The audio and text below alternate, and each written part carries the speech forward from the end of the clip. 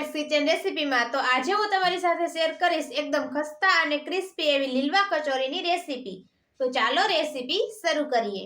લીલવાની કચોરી બનાવવા માટે મેં લીધેલા છે 1 વાટકો લીલી તુવેરના દાણા એટલે કે લીલવાના દાણા, તેને આપણે મિક્સિંગ બાઉલમાં એડ કરી દઈશું। અને તીખાશ માટે 2 લીલા મરચાંનું કટિંગ કરેલું છે તેને પણ આપણે એડ કરી દઈશું। મરચાં તમે તમારા ટેસ્ટ પ્રમાણે ઓછા કે વધુ કરી શકો છો। અને થોડા આદુના ટુકડા એડ કરી દઈશું। હવે બધી વસ્તુને આપણે મિક્સી જારમાં અધકચરી પેસ્ટ બનાવી લેશું। તો તમે જોઈ શકો છો લીલવાના દાણાને મેં આવી રીતના અધકચરા પીસી લીધા છે।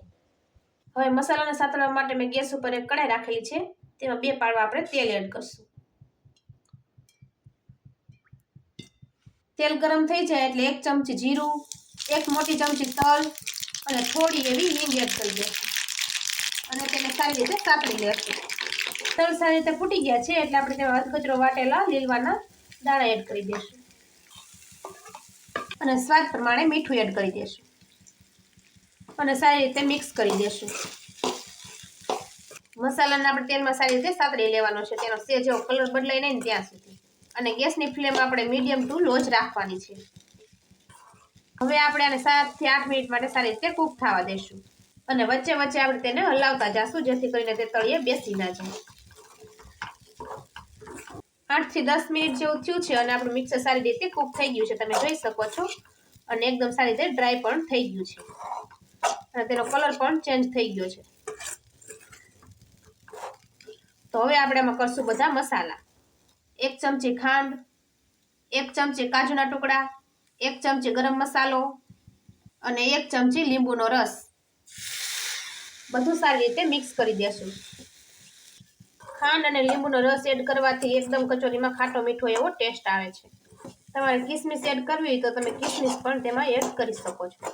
બધું સારી રીતે મિક્સ કરી નાખ્યું છે। 1 વાટકી લીધેલા છે મેં લીલા ધાણા, તેને પણ આપણે એડ કરી દઈશું અને સારી રીતે મિક્સ કરી દઈશું અને ગેસની ફ્લેમને કરી દઈશું હવે બંધ। તો આપણું કચોરીમાં ભરવાનું સ્ટફિંગ બનીને તૈયાર થઈ ગયું છે। હવે મિશ્રણને આપણે એક ડીશમાં કાઢીને ઠરવા માટે રાખી દઈશું। હવે મિશ્રણને મેં એક ડીશમાં ઠરવા માટે રાખેલું છે, તેને આપણે સેજ એવું અડી શકાય તેવું ઠરવા દેશું। મિશ્રણ હાથથી અડી શકાય તેવું ઠરી ગયું છે, આપણે થોડું એવું મિશ્રણ હાથમાં લેશું અને તેનો એવો સરસ એવો બોલ બનાવી લેશું। આવી રીતના આપણે બોલ બનાવવાનો છે। જો તમારું મિશ્રણ ડ્રાય થઈ જાય, બોલ ન બની શકે તો તમે 1 થી 2 ચમચી તેમાં પાણી એડ કરી શકો છો। તો આવી રીતના આપણે નાના નાના બોલ બનાવવાના છે। આવી રીતના આપણે બધા બોલ્સને બનાવી લઈએ। હવે કચોરીના બહારના લેયરનો લોટ બાંધવા માટે મેં 1 વાટકો લીધેલો છે મેદાનો લોટ, તેને આપણે મિક્સિંગ બાઉલમાં એડ કરી દઈશું અને અડધો વાટકો લીધેલો છે જે ઘઉંનો આપણે રોટલીનો લોટ વાપરતા હોય તેને પણ આપણે એડ કરી દઈશું। કચોરીનું લેયર મેદાના લોટનું જ હોય પણ આપણે કચોરીને હેલ્ધી બનાવવા માટે થોડો આપણે ઘઉંનો લોટ એડ કરેલો છે। હવે સ્વાદ પ્રમાણે તેમાં મીઠું એડ કરી દઈશું અને મોણ માટે મેં લીધેલું છે 2 ચમચી ઘી, તો તેને એડ કરી દઈશું। હવે બધું સારી રીતે મિક્સ કરી દઈશું। ઘીનું મોણ લોટના કણકણમાં લાગી જાય એવી રીતના આપણે સરસ રીતે મિક્સ કરવાનું છે। લોટમાં સારી રીતે મોણ નાખી દીધું છે અને તમે જોઈ શકો છો આવી રીતના આપણે મુઠ્ઠી વાળીએ તો મુઠ્ઠી પડતું મોણ લાગી ગયું છે। તો હવે બાંધશું આપણે લોટ। તો આપણે થોડું થોડું પાણી એડ કરીને સ્મૂથ એવો કઠણ લોટ બાંધી લેશું। લોટ આપણે ઢીલો નથી રાખવાનો, કઠણ રાખવાનો છે, એટલે થોડું થોડું પાણી એડ કરતા જશું અને આપણે કઠણ એવો લોટ બાંધી લેશું।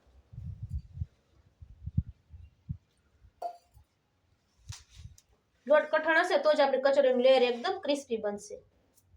તો મેં અહીંયા એકદમ સ્મૂથ અને કઠણ એવો લોટ બાંધીને તૈયાર કરી લીધો છે, તેને આપણે 20 મિનિટ માટે રેસ્ટ આપી દઈશું। 20 થી 25 મિનિટ જેવું થયું છે ને આપણે લોટને ખોલીને જોઈએ તો તમે જોઈ શકો છો સારી રીતે સેટ થઈ ગયો છે। તો હવે આપણે 2 મિનિટ માટે તેને મસળી લેશું। લોટ સારી રીતે મસળી લીધો છે અને હવે આપણે નાનકડો એવો લુવો લેશું લોટનો, એટલો એવો લુવો લેવાનો છે અને આવી રીતના તેનો સરસ એવો ગોળ એવો લુવો બનાવી લેવાનો। આવી રીતના લુવો બનાવી લીધો છે। હવે લુવાને પાટલી ઉપર રાખીને આપણે પતલી એવી રોટલી વણવાની છે।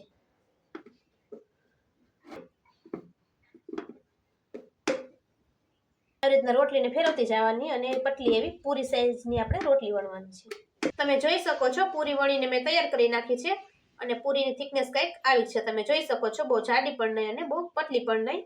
હવે આપણે બોલ્સને પૂરીની વચ્ચે મૂકી દેશું અને કિનારી ઉપર આપણે પાણી લગાવી દેશું। આવી રીતના. હવે આપણે ફરતી કોરથી પૂરીને ઉખેડી લેશું અને આવી રીતના આપણે ફોલ્ડ કરતા જાશું અને આપણે કચોરીને ફેરવતી જવાની છે અને આવી રીતના ફોલ્ડ કરતી જવાની છે અને આવી રીતના આપણે અહીં ઉપરથી આપણે આવી રીતના પેક કરી દેવાની છે, સીલ કરી દેવાની છે અને વધેલા લોટને આપણે આવી રીતના ગોળ ગોળ પ્રેસ કરતી જવાની અને ગોળ ગોળ આવી રીતના કરીને કટ કરી લેવાની અને થોડું પાણી લગાવીને તેને સારી રીતે આપણે પ્રેસ કરી દેશું ઉપરના ભાગને, જેથી કરીને તળતી વખતે આપણી કચોરી ખુલે નહીં અને આપણે આવી રીતના તેને સરસ એવો શેપ આપી દેશું ગોળ એવો. કચોરી બનીને તૈયાર થઈ ગઈ છે, તમે જોઈ શકો છો. આવી રીતના આપણે બધી કચોરીને બનાવી લઈએ. મેં અહીંયા બધી કચોરી ભરીને તૈયાર કરી લીધી છે. હવે આપણે કચોરીને તળવાની છે. કચોરી તળવા માટે મેં એક કડાઈમાં તેલ ગરમ થવા રાખ્યું છે. તેલ ગરમ થઈ ગયું છે કે જોવા માટે આપણે લોટનો ટુકડો થોડોક એડ કરશું. તો તમે જોઈ શકો છો ધીરે ધીરે કરતા બબલ્સ થવા મળે છે અને લોટનો ટુકડો આપણો ઉપર આવે છે. તો આપણું કચોરી તળવા માટેનું તેલ પરફેક્ટ તૈયાર થઈ ગયું છે. તો હવે આપણે કચોરી તળવાનું શરૂ કરશું અને ગેસની ફ્લેમને આપણે હવે સ્લો કરી દઈશું. તો એક એક કરીને આપણે કચોરી આમાં મૂકતા જશું તેલમાં.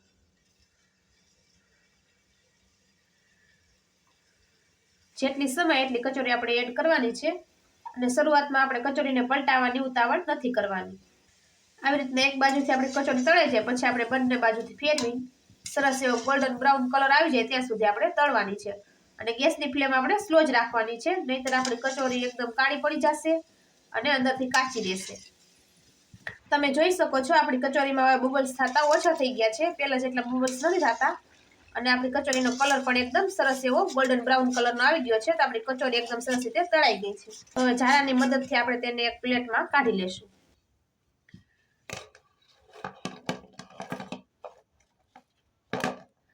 તો આવી રીતના આપણે બધી કચોરીને તળી લઈએ.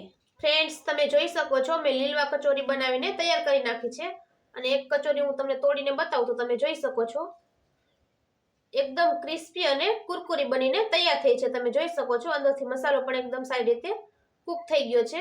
ફ્રેન્ડ્સ, તમને આજની મારી લીલવા કચોરીની રેસીપી પસંદ આવી હોય તો મારી રેસીપીને જરૂરથી ટ્રાય કરજો અને મારી ચેનલને સબસ્ક્રાઇબ કરવાનું ભૂલતા નહીં. તો ફ્રેન્ડ્સ, તમને આજનો મારો વિડીયો પસંદ આવ્યો હોય તો કમેન્ટ સેક્શનમાં જરૂરથી કહેજો અને મારા વિડીયોને લાઈક અને તમારા ગ્રુપમાં શેર કરજો અને મારી ચેનલ પાયલ્સ કિચન રેસીપીને સબસ્ક્રાઇબ કરજો અને બેલ આઇકન દબાવવાનું ભૂલતા નહીં, જેથી કરીને નવી નવી રેસીપીના નોટિફિકેશન તમને મળતા રહે. તો ફરી મળશું નવી રેસીપી સાથે.